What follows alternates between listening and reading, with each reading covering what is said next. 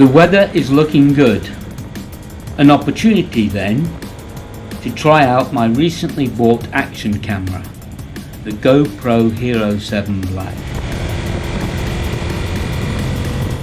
and test a number of camera settings to use when recording footage for my YouTube productions.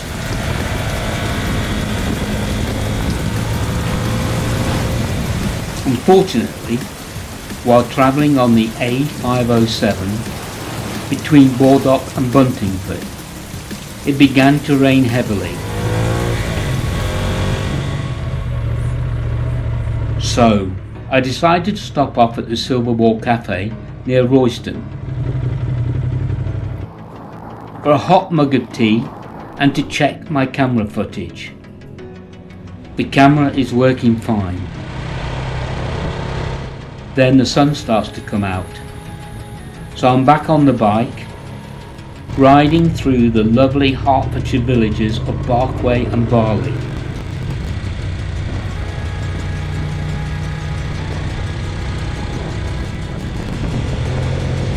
And then on to Ducati Cambridge to see what's new in their showroom.